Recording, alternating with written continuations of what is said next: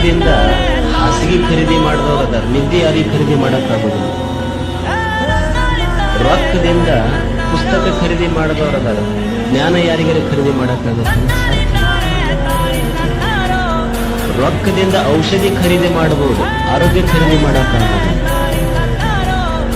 ಅದಕ್ಕೆ ದೇಹ ಇದು ಕೇವಲ ಗಳಿಸೋದಕ್ಕಲ್ಲ, ಇದನ್ನೊಂದಿಷ್ಟು ಒಳ್ಳೆಯದಕ್ಕೆ ಬಳಸಿಬಿಟ್ರೆ ಭವಿಷ್ಯದ ಸನ್ನಿಧಾನವೇ ಸಿಗುತ್ತೆ.